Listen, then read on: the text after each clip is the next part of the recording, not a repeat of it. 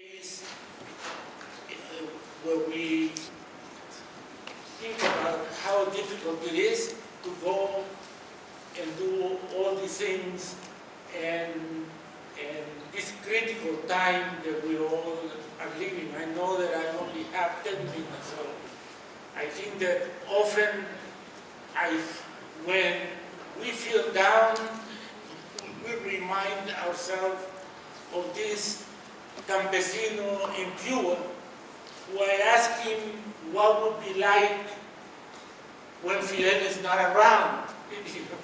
And he said to us, quite clear, and I sounded like science fiction, right? He says, Fidel had been able to go into the future and tell us back what the journey would be like. And that's, in so many ways, an imagining that is possible to create a space and to have students who never dream of finishing their BA to be able to move to master degrees, going into different fields. We had more than 60 students who had finished medical school, and we choose the students who registered in Latino studies, and this semester we began to extend it into race and resistance studies. These days, the majority of volunteers are actually women, as always. Always organizing, and it's also important to know that, yes, thank you. It is important to know that I am the program director and the founder, but this organization runs horizontally. So that means that that's not my clinic. We sit down to understand what is it that they want to do and change. I think that what is really, really important, and here some of you that might know how to translate that Martin Baro, I knew him personally. He came to San Francisco State as we invited him for a conference on refugees in 1988. During that time, I stayed in my home for a week, and that was transformative for me. A year later, he was killed by a U.S.-trained battalion in the School of the Americas. Right? So the students have to learn what is at stake, and after all, I'm a lecturer, I teach often 5 classes every semester, but the commitment is to this legacy, because I knew the 3 of my cousins were his students, and one of them was 7 months pregnant when she was tortured and killed in 1983. So he was a Spanish priest, and we are always decolonizing psychology. Right? So it might seem contradictory to bring a Spaniard into the picture. But in many ways, he aligned not with the rich, not with the petit bourgeois, but those that were fighting for social change. And his commitment, and professional commitment, he finishes his PhD in psychology at the University of Chicago. In the same university, Freeman was imposing the kind of neoliberal policy that is affecting this university, that is affecting our neighborhood, our community every single day. So our students are prepared not to be,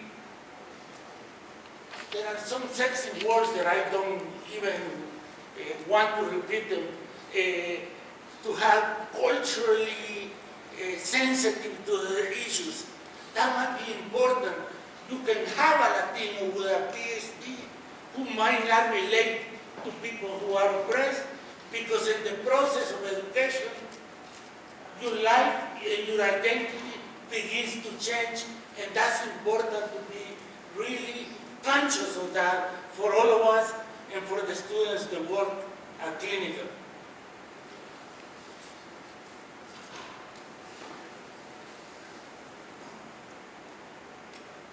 You can tell that you can read that. I think that psychologists, even very, very recently, the American Psychological Association finally denounced the number of psychologists that were torturing people in Guantanamo. Right. So it's really important to think about that at this particular time, because there might be psychologists going to the border, but the question is, are they there to publish journals and get tenure, or to really commit to people that they might not, which is really important for us. I'm not going to talk about the history of El Salvador, but I do want to remind you that when Archbishop Romero was murdered, he asked President Carter, I think as a psychologist, as a psychotherapist, our goal is to prevent torture and oppression and rape and all the criminal atrocities that are being made in our own state. The killing of 32 transgender people of color in the United States should be taken to the UN, and sometimes we talked about that, but not really attempt to change the environment, because it's difficult to do it on ourselves. We have to do it collectively.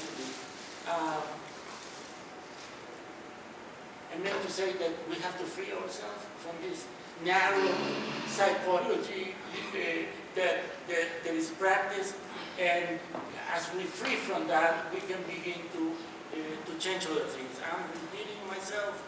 I clearly have a little bit of anxiety, and I thought about whether I should come to this thing or that, even at the last minute.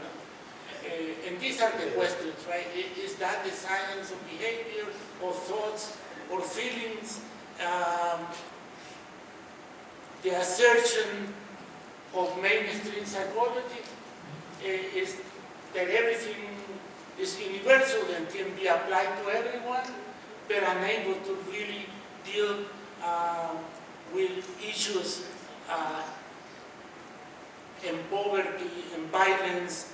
And I've been providing therapy for patients in the last 12 years, maybe 5 or 6 handful of people have gotten medication, but the tendency is to, and hundreds of medical students from UCSF, first year, every year they accept 150, and out of those 150, about 70 or 80 choose to come to work at Clinica.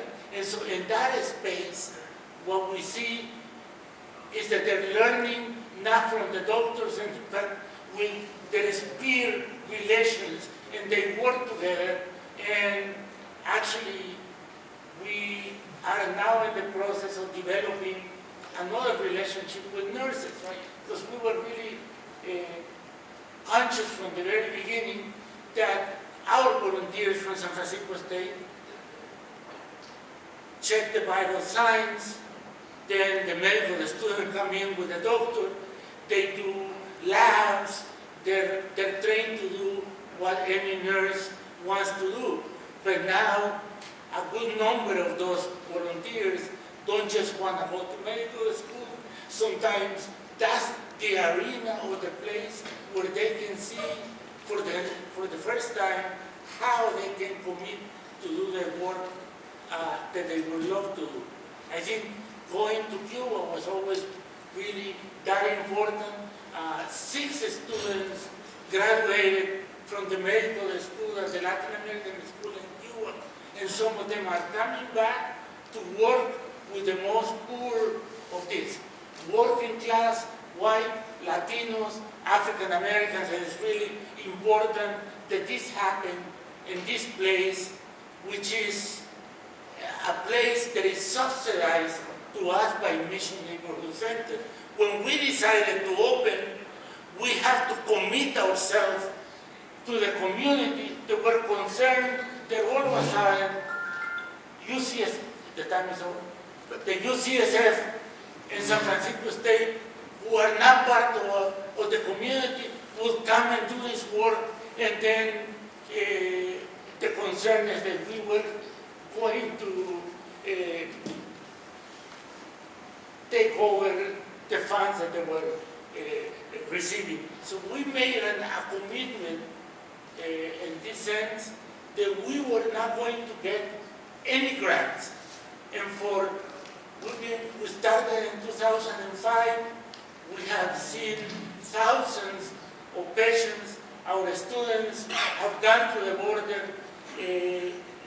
When I thought social activism is really, really important, the time when half of the volunteers were in jail for 24 hours, I thought we're doing the work because they decided to go to the street and support Black Lives Matter or the work of the Palestinians who support the work and the assault on ethnic studies and the Compañero of the city here. So I think that I went too far and we can come back to that.